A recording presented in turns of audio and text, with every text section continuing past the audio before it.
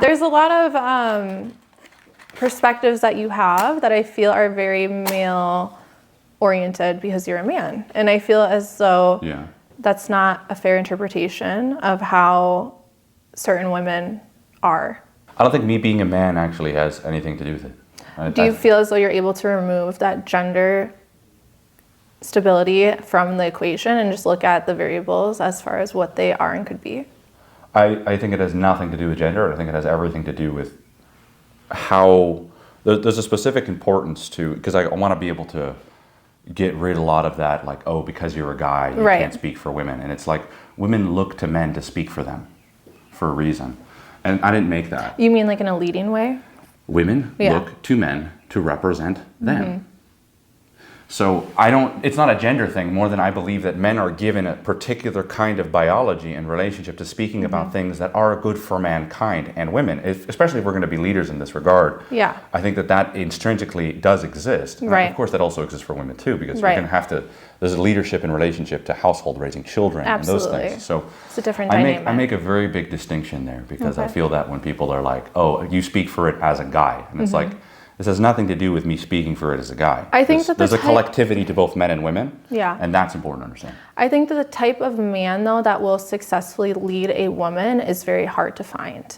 There needs to be certain criteria for a man to successfully lead a woman. And nowadays in society, due to multiple factors, it could be social media, generational curses, or trauma, a lot of times those men don't have the skill set to successfully lead a woman the way that they think society has taught them to do so. So what you're saying is it's difficult for women to find men that make good leaders. Absolutely, and it's hard to put that trust into a man. I think it's a really bad way to look at it. Really? You should, as a woman, you shouldn't ask whether or not there's going to be good leaders as men, because that's questions they should ask themselves. Like, am I equipped to lead a family? Women should ask themselves, am I willing to follow a man that I admire and respect? What are the qualifications to find that man? What would you say the top criteria that's what I'm trying to say. So like, the question is very important. If you're saying, how can I find a man that leads me, leaves you out of the equation. Right. How can I put myself in a position to follow that man? Very big difference. You see how now it's already in the feminine perspective? And like, well, you would have to, as a woman, you would need to think of it that way. Because if you're not asking that question, which is, how can I put myself, I think a lot of women feel that way, which is like, follow a man? What do you mean? Most of them are dumbasses. Exactly. I said, no, this has nothing to do with them. This has to do with your ability to even follow a good one. That's secondary. So being able to notice when you find and meet a good man and being receptive to that leadership ability. Yes, and so when women go, how can I put myself in a position to follow a good man? Whole different perspective. Yeah. Well, that's actually correct. How can I put myself in a position so I can follow that man, to be not receptive. Look for men who can lead me? Because I'll tell you the problem with that. I'm looking for a man who could lead me. You have no availability. No one can lead you. To receive that type of Even if you leadership. shot it, you'd reject it. And so when you ask the right question, you start playing into the fundamental vulnerabilities that women have in relationship to men, which is, if you're following a shithead, you're going in the direction a shithead goes, off a cliff. And that's what does that bring up? Insecurities, right? Well, how's my life going to look that way? I saw mom and dad, it looked like this, right? And so now you're asking bigger questions, and now you're creating a connection to the part of yourself that's deeply vulnerable as a woman. Same thing for men. I think that vulnerability for men is leadership. Okay. You lead with your heart out. That's so it really is a two-way street then. It's not necessarily like we're looking for something and it's their fault that they're not able to comply to what we're looking for. It's making sure that two people are aligning on expectations in a way. I would say it's two people aligning on values. On values, okay. There's a much deeper connection to values that actually allow a good relationship to develop, because if it's not predicated on values, it's predicated on esteem. That's a bad relationship to have, because it's not going to be ego, right? Think of it. It's not a question of the truth. It's a question of how I feel. And when the truth comes up and it makes me feel insecure, I want to have nothing to do with this. And so what ends up happening is you have two people protecting their own image to each other as the truth becomes further buried. I know how this relationship's going to end. Right. More distance between each other, which is now it's no longer a relationship. Less connection. And less connection. So the basis of connection that I've discovered is values. And the values aren't just so much of like, oh, we like to go to church. Right. And it's like, let's go even deeper. Like, what are you seeking? What are you seeking? What's the vision of your life? And then now you can have your heart on board. And guess what? you don't look to create distance from the person. You look to come closer to the person to get you closer to those values. Because as a man, you are stronger, and as a woman, you will be too. And when you meet someone that has those values instilled in them, you'll be able to recognize that in them, and you'll be more receptive to the love that they're willing to give you. So this is also another thing. I think it's a really good point. I wanted to talk to you about that, which is because I want to give people more clarity on this. We all want to be seen. I know that's for certain. Yeah. It's also terrifying to be seen, because it's also saying everything you haven't addressed about you, you're going to show to someone else. What's that called? Vulnerability. There's tremendous amount of vulnerability. Right. Now you need to have a value around that, and you also need to have faith in what you're going to interact with is something that you're going to stand by, no matter how terrifying.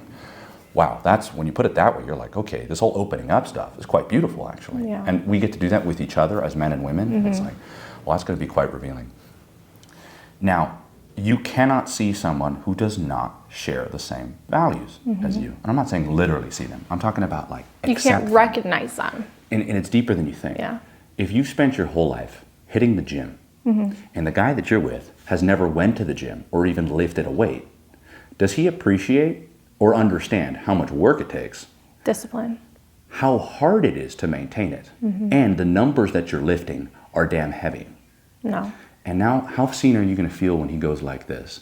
What do you mean? I could start hitting the gym like you can. We could be workout buddies. Workout buddies, very no. I could invalidated. train you. There's a difference. I don't know about workout buddies. Right. Because that would imply that you can lift the weight that I can and help me when the bar gets heavy. Yeah. And so now you're starting to recognize that when somebody does that, about even take something like values, which is something very interesting, that if people can't dive into their foundation of how they were raised, and they can't identify the values outside of the identity. Meaning, like, I went to synagogue. Was it synagogue or community? Community. Was it prayer or was it God? Right. That's for sure. And I saw family. So when I would go back and look at what I really valued, those are the things that make me feel seen by the other person. And so I know this sounds really crazy. I come from a big family. Not because I come from a big family, I feel connected to a girl that comes from a big family. It's because we both share the value of family. And so when we talk about it, we're not just talking about a particular incident. We're talking about something that we collectively share that means our ability to envision a life together and to see each other increases. And so, like, you know, if you really want to see if somebody has the same values as you, don't ask them what they value. Talk to them about their life, and their life will show you what they value. And so now you're no longer going out there going, oh, what do I do? I think most people don't even know what the fuck their values are. They're just a manifestation of their identity, the accumulation of their information, and what suits them best in the current time. Like, you want to live a life with values? Then you live by the sword, and you also die by it. And that's what I also love about truth. It's like, okay, here's the truth. I've been looking at other girls' asses, right? You say that to your partner. That's going to end, it's by the sword, right? But also the truth of I love you. Also by the sword.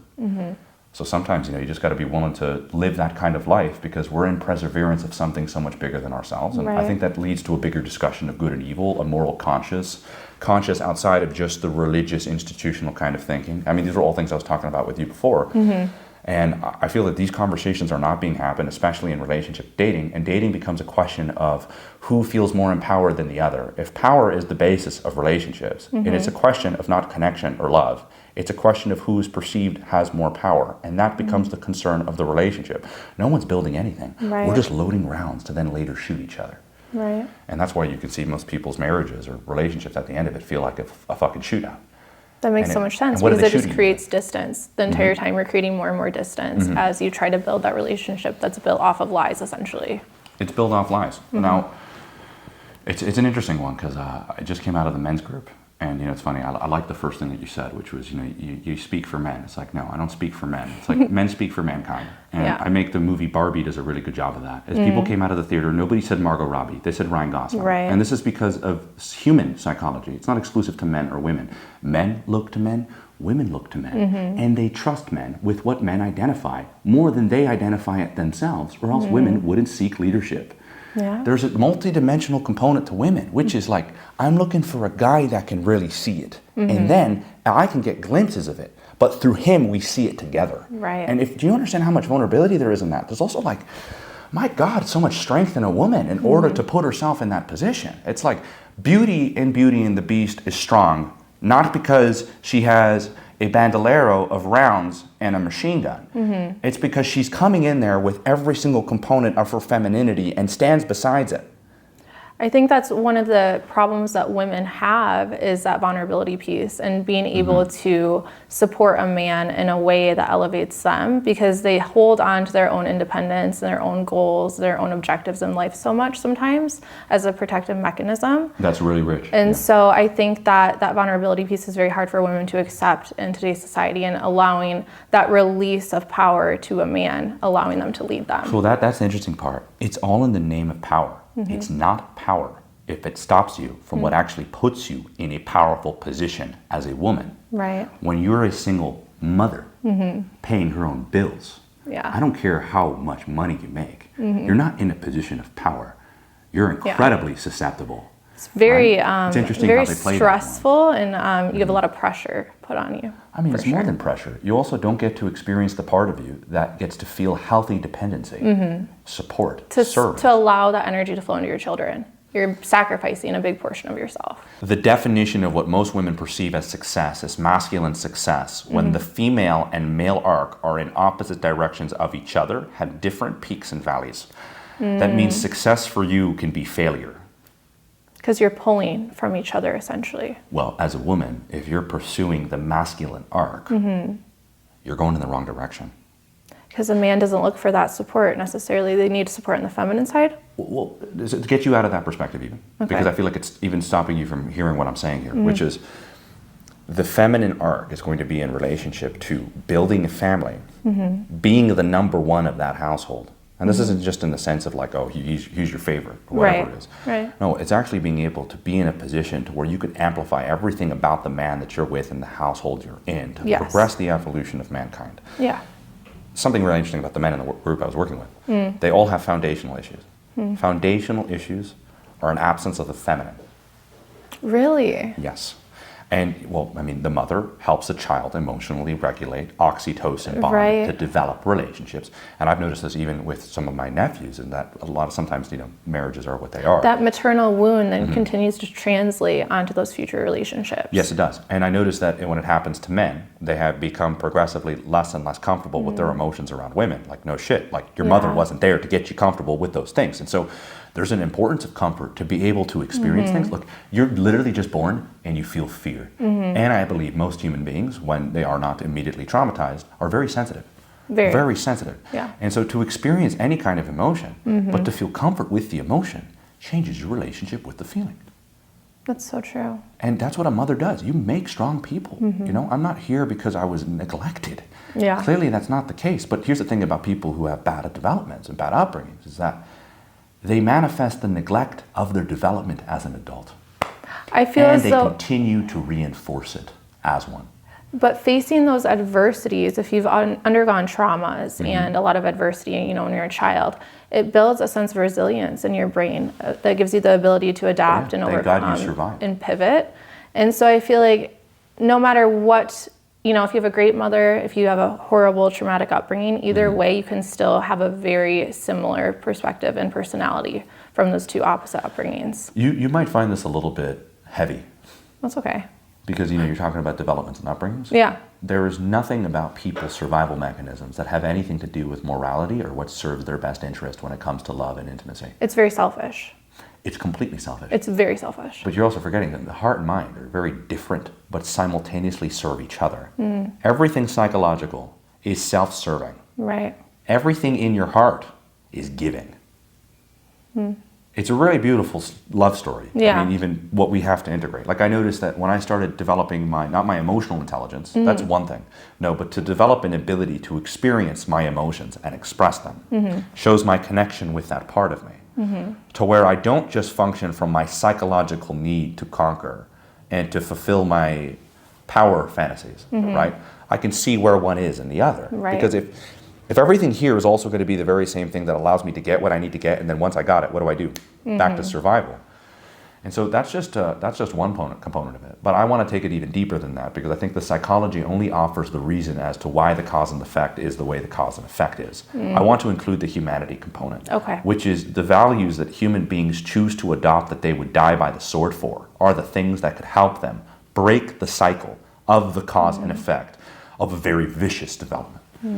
Because if you have a vicious development, well, congratulations, you better integrate it, or else you're going to start looking for, boring men that could, you can have children with, and then pay all your bills. But you're just going to have a deep, deep desire for like pretty much your own fundamental self-destruction. It literally comes back to like a biological fulfillment for the body. Like you're just getting your needs, you're getting your needs met to ensure that you are able to live and survive, and you're disconnecting yourself so far from that humanity piece and from that heartfelt emotional piece. Now think about how dangerous this is. You're a surviving woman, for example. Yeah. Partially, right? And now you have a narrative of empowerment that doesn't allow you to face everything about the way you live your life. Elaborate on that. You don't need to face the part of you that's surviving anymore. I don't. I don't remember. I'm not saying that people didn't have, you don't have to. I don't because have you to. have a narrative that validates every single need that you would get from Absolutely. an intimate relationship that you no longer need to investigate. 100%. You are recognized, you are powerful, you are significant, you have men do what you like, you're given security, but are you really fulfilled? In a relationship aspect? Yes. Well, as a woman, that's a really big one. I have a pretty big ego. I'm starting to realize that. Yes, I have a really you're big not ego. pretentious, and I like that I'm you not know pretentious. that. You're not pretentious. No. Now, typically, most people who are really unaware and have a big ego are pretentious. And then when you go, hey, what you're doing is a bunch of protective nonsense, and you're not even listening to what I'm saying. You're reacting, becoming vicious and critical, Right. and stopping you from even having any kind of conversation, because this isn't going to look well. That's a whole different thing. So having an ego isn't the problem. Not being aware that you have a big ego will make you a raging, narcissistic, manipulative, psychotic person. Because you just put up all those walls to protect yourself. Yeah, it's dangerous too. Yeah. It's also dangerous because let's just say the ego is dangerous because I think a lot of women lean into it. Let's just say you've survived up to this point and you've taken the narrative that this is going to make you fulfilled as a woman when it's completely and totally a lie. Because I have this all the time. Women in their 30s call me, not women in their 20s. All women in their 20s typically say this to me: it's fine, I have time, I'm going to work on this, I don't need to address this. Yeah. Same woman calls me in her 30s going, oh boy. It's getting closer to the clock, it's ticking. Not just getting closer to the clock. Yeah. This was not at all what I was looking for. And so I could just tell you one of these stories. One of a person I worked with in the past, she was talking about how usually when women in their 20s, they typically meet the guy that's right for them, but it's going to be a challenge. And it's saying the right guy is always going to be a masculine guy who has a connection of values, meaning that he's aware of something outside of him. That's the right guy. Not a weak one, not a safe one, not an incapable one, a one that has all of the dark characteristics and perhaps maybe seems like he's going to be a challenge and a half to interact with, yet is aware of something outside of himself. That man can be redeemable. He's not a project piece. He is someone that's going to refine himself throughout the process of a relationship. And it's not perfect, because I look out there and I'm like, dude, we're either fucked or there's something that happens in the dating process that people can aspire towards. It's not the eradication of it, but actually perhaps maybe the redirection of it. Like we can see that these things can be under the light, and under the light, it's no longer something you need to hide. It's actually the very thing necessary to receive love.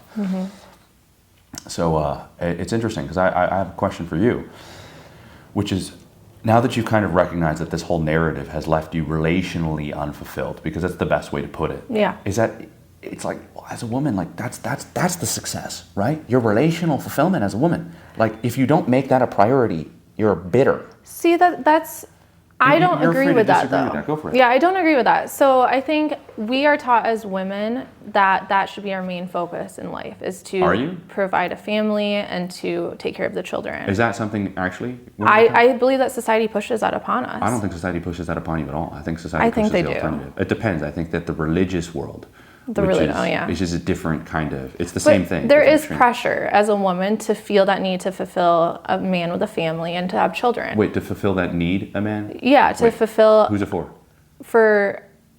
Well, it should be for yourself, but a lot of times I think society teaches women to fulfill that for a man, to give, that's exactly the problem. Give a man children. It's like it should be. It's absolutely for you. It's 100%. That's what I'm trying to say. I'm not enforcing any ideology here. I think it fulfills women. I'm speaking for them in this regard.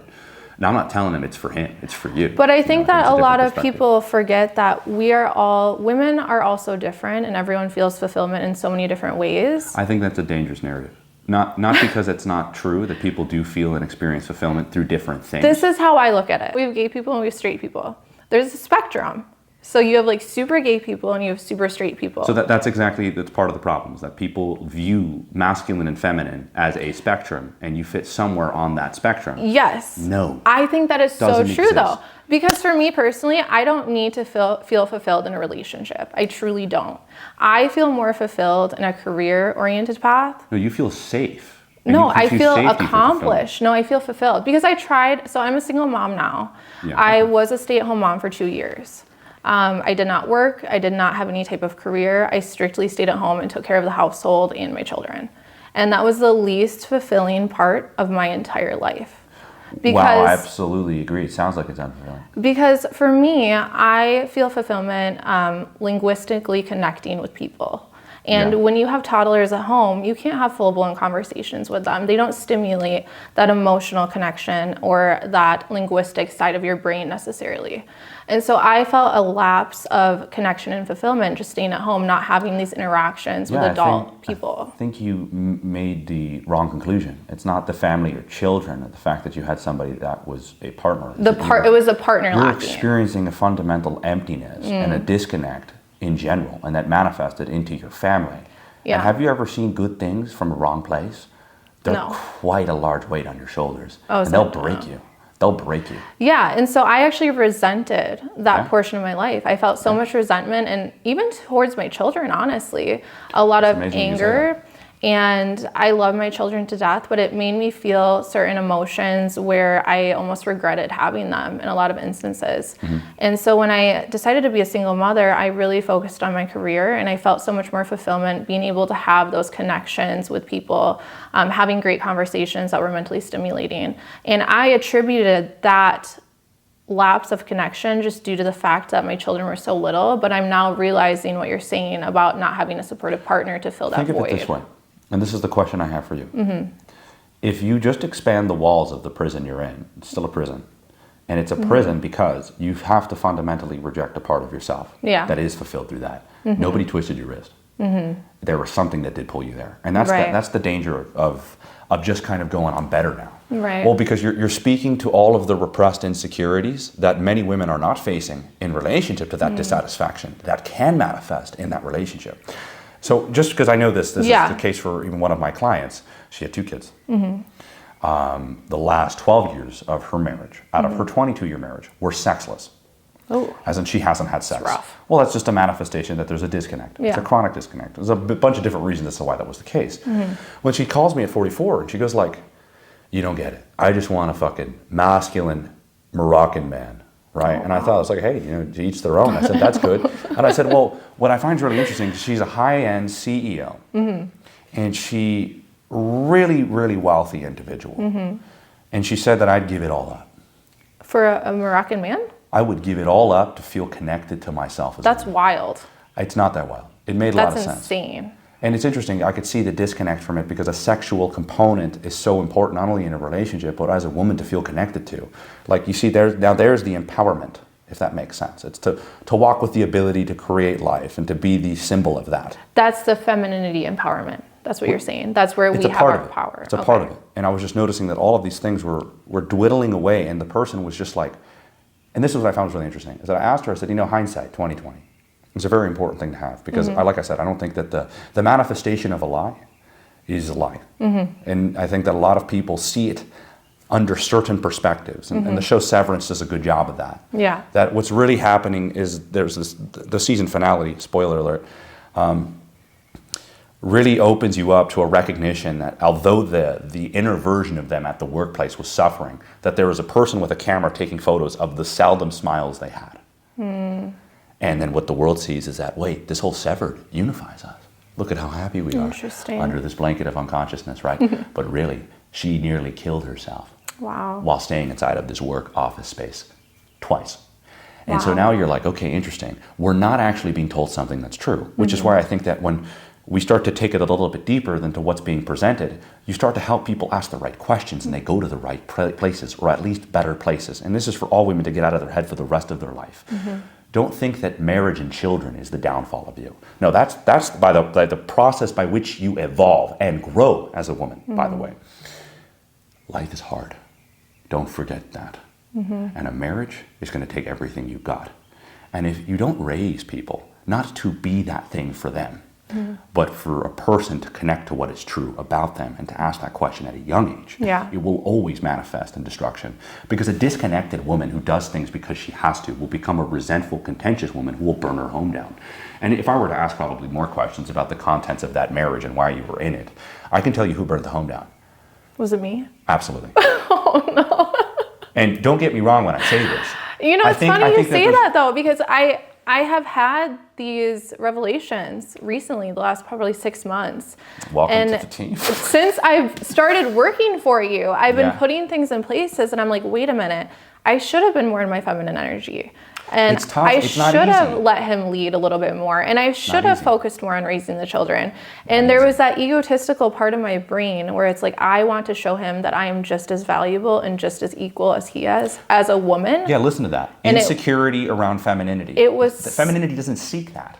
And that's all I was seeking in that relationship. It's like, I'm going to show him that even though financially I might not be contributing as much, I can still do that financially. I can still pull in all the money and pay half the bills. And it took away so much from that femininity. At what cost? At the cost of my family. Yeah. Literally. And it's interesting, you fed a narrative. And also this is the thing about his, that a lot of people don't know what he's going through. I'll tell you what he's going through. He's in the garden with his Eve. And you went to the fruit and listened to the snake. And I'll tell you what the snake 100%. does. The snake goes, you can be like God, 100%. pay the bills, and have the love. That is the snake. That is the snake, right? Yeah. But I'll let you know what the snake is. It's an evil narrative that a lot of men speak to women, telling them that's liberation. And all it does is it deconstructs their home, and they are left to their own vices. And the predatory men leech and eat them. So it's interesting. That is of course, so what ends up true. happening is then you give that to him. He accepts it. And that's the problem with most men. Men need to accept their vulnerabilities in relationship to women. You're into the girl that's going to give you the fruit. Accept it. Because that's all women. You have to be willing to accept the worst possible scenario. Really powerful line in a movie. I can't remember the movie that it was. There's a bunch of soldiers in the front line, literally on the line of death. And one of the soldiers runs away. And he goes, why the fuck did you run? And he's like, well, I didn't want to die. And he goes, excuse me, kid? We all came here accepting that we were going to die. Right. And so there's a certain point where when you read the Adam and Eve story, you're accepting the implications of man and woman coming together. And that's the beginning of all the stories that come after. It starts with man and woman. Like, that's the foundation. How masculine, feminine, mom and dad are the foundations by which you interact with reality. If you can't accept that duality existing in you as a man or as a woman, you're lost. And it also goes to show you how vulnerable we are to each other. The guy in this scenario, and I think this is the mistake that most men, right? It's like actually what God tells Adam. He goes, because you listen to your wife. And now what's interesting is that a lot of men, well, then don't listen to women. Hide them, bury them. Well, then now that's fear. You're not actually allowing beauty to progress because you need them. It's like also saying that because men in a lot of ways will become like tyrannical, you get rid of them. That didn't do our society well, right? You have to help them integrate it. So at the end of the day, I'm recognizing all things are equal in this regard. And you have to accept the blanket of both extremes to actually be able to let the person shine, meaning the choices that the person makes. Something that really affected me in my relationship with my kid's father was the fact that I felt as though I had sacrificed so much more as a mother. I had sacrificed my body, my mental health, my career. Everything had been put on hold essentially to raise these children. And I didn't see him sacrificing anything in a sense because he was still going to work every day. He was still contributing. That's the whole thing that's really dangerous, right? If women bite into that narrative, right, and that narrative already starts to distort the things that he's doing. And I want to make this very clear that there is so much that a man sacrifices to not only preserve the integrity of his marriage. Tell me more. But to allow the children to grow and develop. They will give everything up. And here's the beauty about a man that's connected to it, is he'll give it up and go, I'm not expecting anything. I do this for me. Now, if women aren't taught that, what you just experienced were your vulnerabilities, right? When you have children, there's a deeper message. What's the deeper message? I'm willing to die for this life. Literally, okay? There's a tremendous amount of vulnerability in that. I could already tell a woman's relationship with, their femininity if you talk about children, sex, and childbirth. And they're like, fuck no, fuck no, fuck no. Think of it this way. I'm a man who wants to lead this kind of life and to have this beautiful home. That means that everything that I'm going to build is going to cost me a lot. Through blood, sweat, and tears. Mostly just time. That's all you're sacrificing. You're forgetting is time. something, that there's so much more than just time. There's also a lot of what used to benefit you. You have to throw out the window as a man. Like other women? oh, you close up the candy shop. But you don't just close up the candy shop.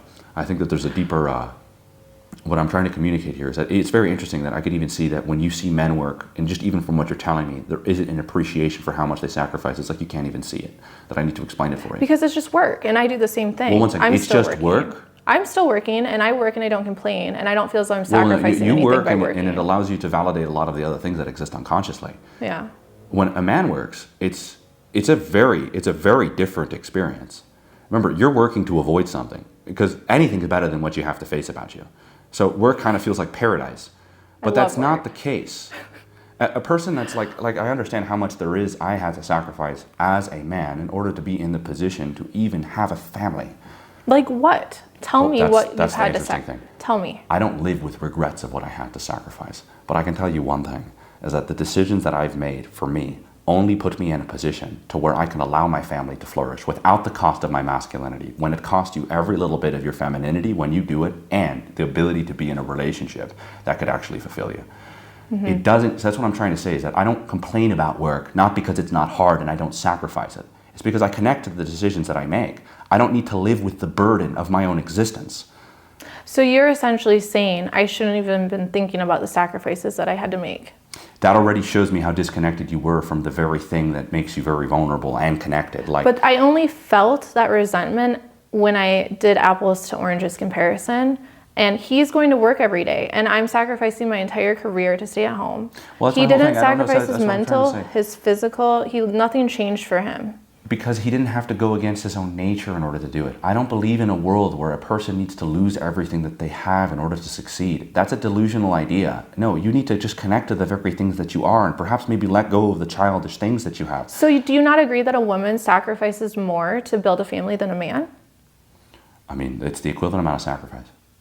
How so? The equivalent amount of sacrifice. You're not sacrificing your body. Lay your life down. You're not sacrificing nearly as much as a woman sacrifices. I think that's because we live in like a delusional 21st century bubble. There's many men who have died to have anybody's family. I think the liability falls on the woman. If you guys break up, for example, and you leave, the responsibility of the kids falls on me. Well, what you're talking about is the vulnerability that women have, but that's also not exactly true. There's a tremendous amount of vulnerability for men too in this regard. I think that's why women kind of adopted more of the male characteristics, because they think that they don't experience that when they have the ability to provide for themselves. It's like, you're looking for real security, yeah? I was never looking for security personally. Well, I could always provide for myself. Well, no, that's the whole point. You were looking for security. You just found a way in order to cope with that lack of security you have, and you look to work for that. Mm-hmm. And like, I'm just showing you the more dimensions of this. Please. What you're really talking to me about is a really rich conversation. Mm-hmm. You know, I'm not trying to speak back at what men have to sacrifice in order for you to be here. The very structure that you stand on exists because men have sacrificed their life exclusively. Are we talking about a government thing now? No, we're not talking about government thing. I'm talking about mankind as a whole has died. Men have put themselves in the front lines of war, and it's just totally forgotten from the idea that men would not have even been here on this earth if it weren't for a woman. You wouldn't have even been born to sacrifice. I'm not even thinking, like, you could already see how much your ego is separating you from the mankind thing in the whole conversation. I know. It's like we both pay a price for the tragedies and the malevolence that happens between mankind. And I think we're more willing to forgive tragedy than we are malevolence. Yeah. And I think that when a woman kind of recognizes something, it's called your humanity. And if you don't integrate it, it functions unconsciously through the back end. Because it's selfish in a sense. Well, it needs to survive. But also you have to remember this, is that you don't want to fulfill, like, it's like, for example, a woman on Instagram, like, she gets all of her needs for attention. She gets a lot of fake security. She thinks she has a lot of options, when really all of the men in her DMs are nothing that ever actually interest her. Right. They just validate her need for attention. So the need for attention doesn't exist for the need for attention itself. It exists for the understanding of the kind of security you're going to need, which now gets you to think about the kind of man you're going to need. And so if you're a really pretty girl, well, then you're the object of desire for everyone. Scary. Right? So you're going to be a little more neurotic. But then you're like, well, who do I trust? That's a great question. Well, what do I look towards? And so then you're kind of left with the redeemable or non-redeemable. And we're going back to the values conversation. Going back to the values conversation. See how it's almost like it's leaning a person towards their inevitable growth, opposed to their inevitable destruction. Like, you take that away, and this is the best way I put it. It's like, you want to see a person? You don't see them under the circumstances of a guaranteed outcome of their success. This is how you really see a person. No shot at all, or a shot in the dark. The person that really loves themselves goes, give me the goddamn shot in the dark, I'll take it every damn day. Until I hit it. I don't care if it takes me 100 years. Right. Until I hit it. That's what I deserve. That's what I know. That's what I believe.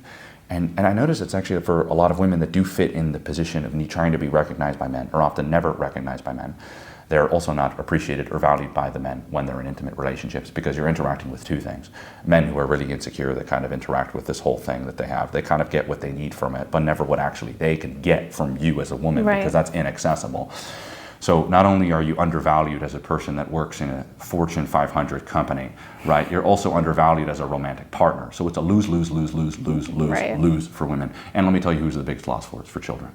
If women don't interact with the vulnerabilities they have as women, which is childbirth can kill you, men will rule over you, and they could lead you off a cliff, and there's nothing you can do about it. That's a hard one. That's a hard one to accept. I could go over the vulnerabilities that men have. You're going to go, okay. I holster my gun. Because I'll tell you, every vulnerability that men has is in relationship to women. Every vulnerability that a woman has is in relationship to life. Think about that. That's so interesting. Think about that. That's really interesting. But it's also everything that a woman is in relationship to life. You feed it with your body. You give birth to it, right? You're the inspiration of art itself. Fucking Cleopatra and Mark Antony, that motherfucker did not make good choices, right? That leads me into my next question for you. And I don't remember if we had talked about this or not yet, but I had read someplace about how femininity ties into art, music, and like culture. How is that all correlated, and how is that all related? Well, I mean, I think that the feminine expression is typically going to be in relationship to art. And I mean, like, look, you look at people who are really gifted as men, right? You know, you see Jimi Hendrix on the guitar. It's a manifestation of a man integrated with the feminine, right? The feminine component is typically going to be the chaotic aspect of things, right? Like, it's oceanic is a better way to describe it.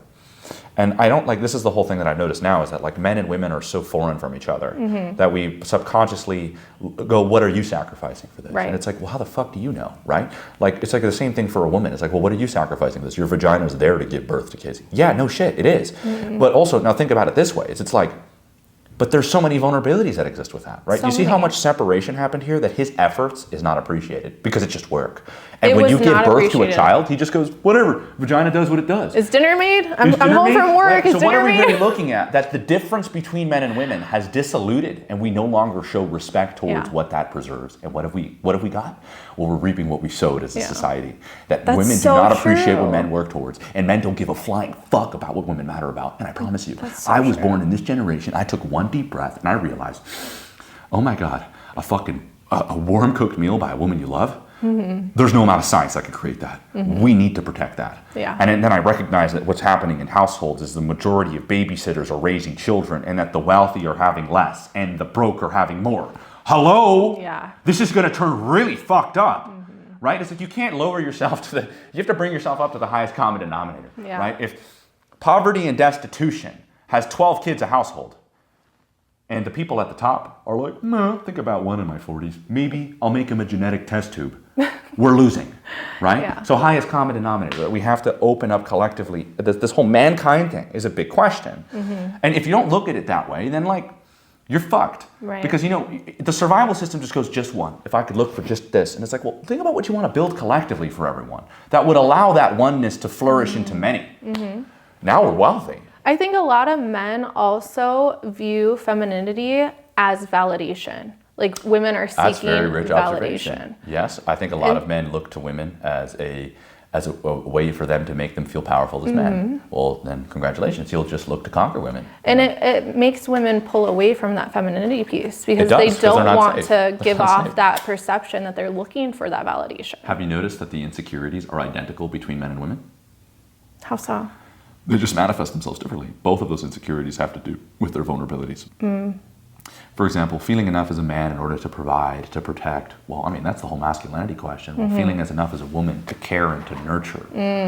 That's the whole femininity question. Well, to be a nurturing force means you're very tender. Right. Oh, if you're very tender, you could be pressed into. Now, it doesn't mean that the tenderness doesn't speak volumes of its strength. I think that's also another thing, is that our definition of strength changes as men when we open up to the feminine. Isn't that very interesting? Like, if you could see the strength of a child, a giant strength is a whole different kind. It's not the child, it's absence of it. We're talking about a very particular kind of interpretation of it. And most men's interpretation of masculinity is purely void of women existing at all. It's hubristic. It doesn't serve a function. And if it doesn't serve a function, it works at your own detriment. And like I was talking to somebody very close to me, and he was telling me how like, yeah, man, I just got to function as a man. Like the women these days aren't it. I got to fuck. And I said, is that actually working in your favor? I said, is that working in your favor? And he was like, he's like, yeah, it is. And I said, well, you're telling me just before this that every woman has been ripping your heart out and stepping on it with their pointed heels. So this is clearly your ego, allowing something in you to feel, significant of sorts. So what ends up happening is now this rationale works at your own detriment. Where's your heart?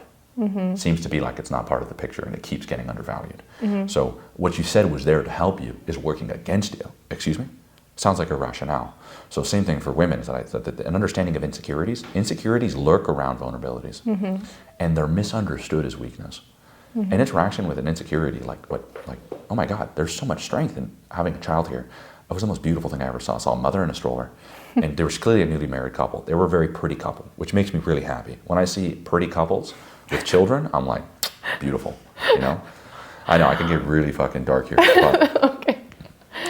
there's clearly a representation of an ideal that we all seek, regardless of what we see as that. They could be swinging on each other. It's LA, But what I was able to, I saw how much she did care for that child, and I just was able to recognize that child is just constantly taking in,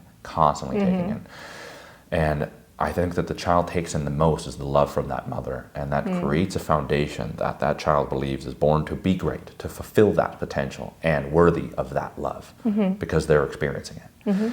But I noticed something interesting, that women kind of enter a zone. It's a very primal zone when they're with their children, and it's a really beautiful thing.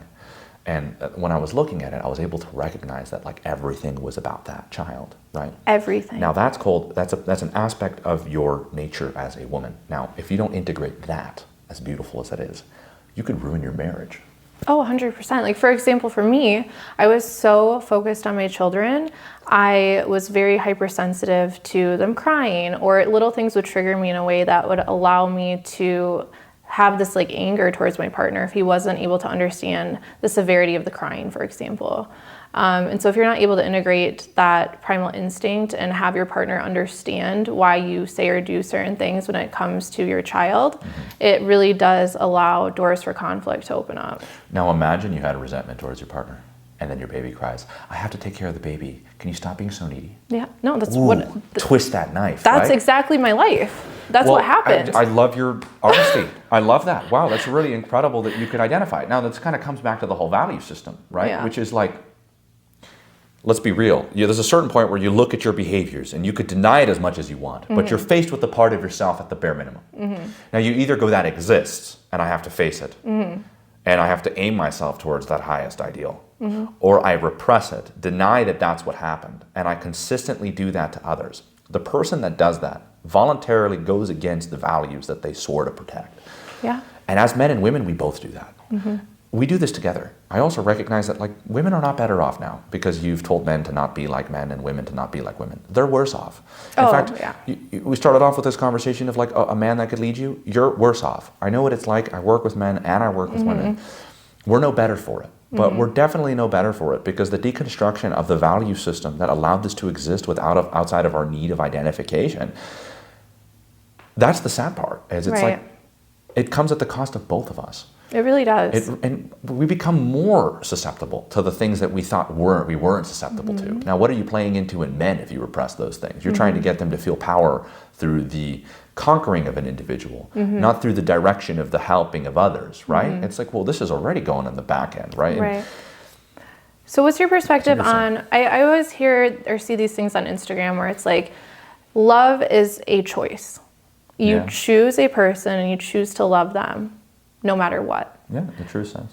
Do you agree with that statement? That you choose a person best to your ability, if their values, if their upbringing aligns with what you're expecting for yourself, and you make a choice to love them through all of the hardships, through all of the turmoil, you consistently choose that person. So love is not necessarily a person, but a choice. Do you agree with that?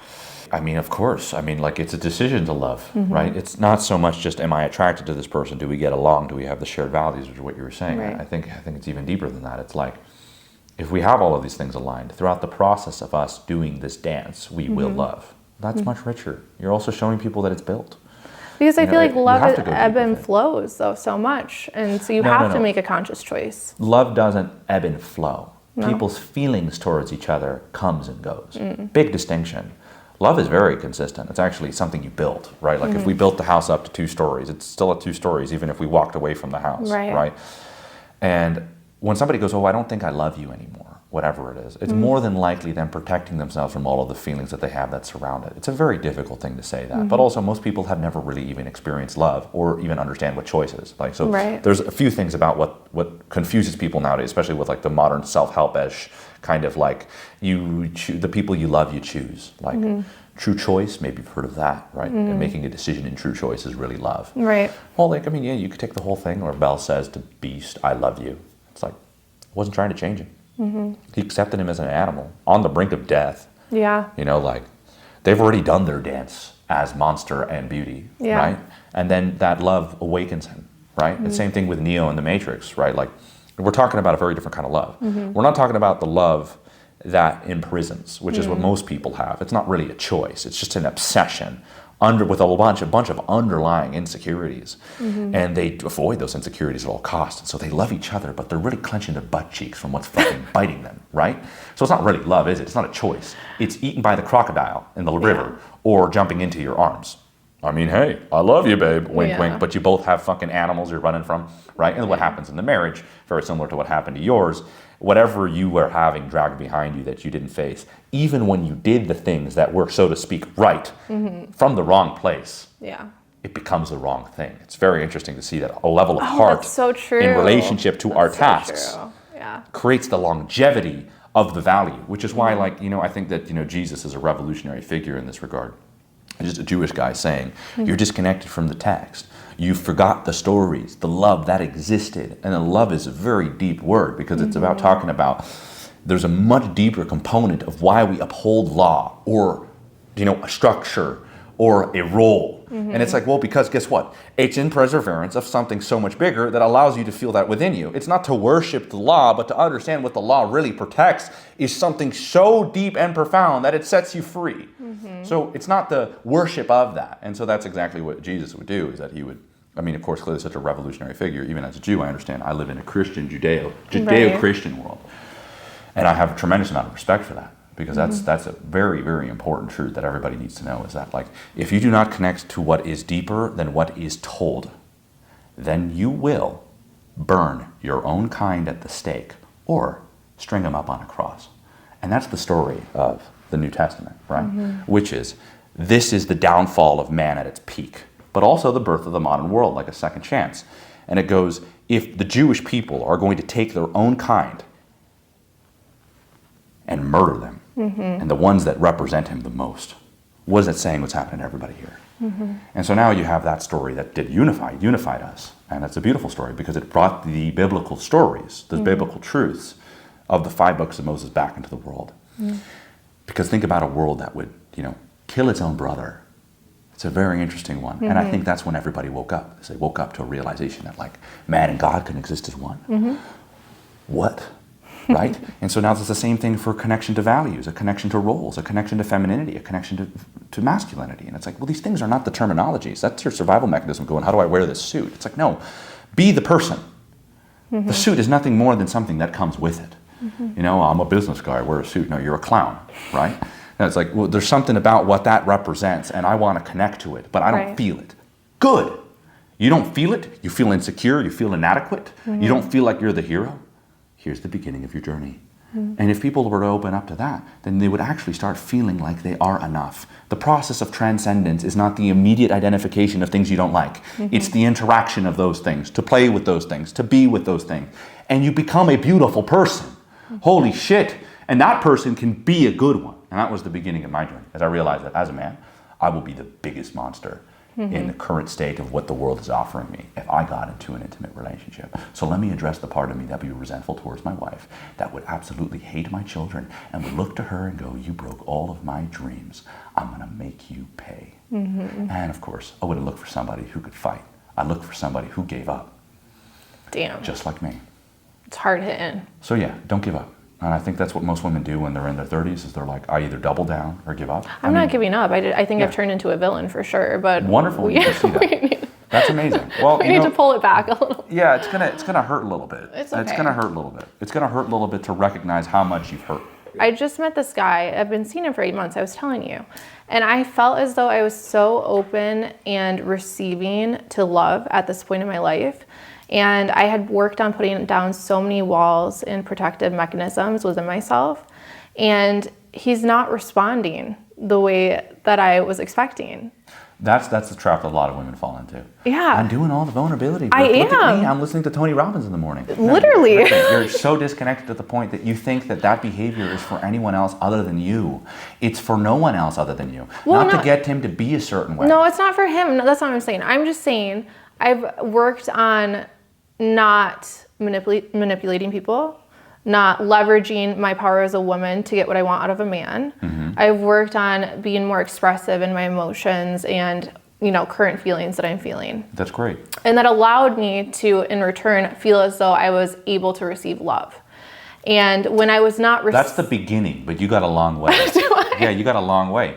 Because this is the whole thing that, women do fall into this trap about vulnerability. Yeah. And it's, if I behave this way, I'm being all feminine and I'm not being manipulative or leveraging. That's how I felt. I was like, I'm great. You're going to love this. And then you go, what the fuck? He's not doing it? I was pissed. There it goes. That just shows me how disconnected you were from those actions and that you were leveraging now this newfound mask to get what you need from men. That's not a connection to beauty. That's using it as a weapon. I could tell you what that is. It's manipulative still. It's the grandiose queen of manipulation. And now you're like, okay, it's still existing. Maybe I need to accept this about me. Yeah. And maybe I don't want to do this woman shit. Fuck it. I wish if women said that more, they would be more aware that it's a difficult thing to work towards. And guess what? It's so hard. It's going to take your whole damn life.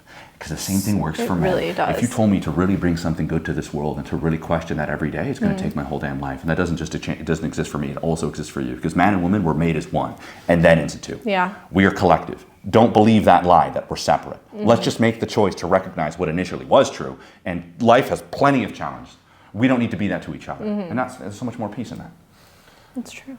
Well, Carly, what a pleasure, what a woman, what sincerity, what precision, what beauty. That's the word for it, and that's the beginning of it, right? You're beginning to accept these parts of you that exist in men, and then guess what? You guys will start choosing each other. See? Now you'll start choosing each other, opposed to just avoiding what you don't like, and then running to them with it, going, baby, aren't I cute? Yeah, just confronting some of those deeper issues within myself, for sure. But just think of it this way, regardless of the position you're in, small steps towards an acceptance of these things will change your relationship with those things. And you will look to the life you have, and maybe you'll feel fear, because it's not what it used to be. I felt the same way. When I got rid of when I started growing and developing past my juvenile behavior as a man, I was like, where's all the protective mechanisms? I like when I looked to women and felt this way. I feel a sense of peace. When I felt a sense of peace, I felt the most insecurity. I said, then what the fuck am I worth? Like, I'm not working. Well, where's my worth as a man, right? If I'm not doing all of these things, then who am I, right? And then I was realizing if I'm not chasing all of these girls, then how can I be loved? Do you see how now the story's changing? But I'm becoming more me. And that's what really fulfills up. That's success. If that's not success, then success is the arbitrary definition that's created by a society that seeks to enslave you. So you're winning. Yeah. You got your handcuffs on.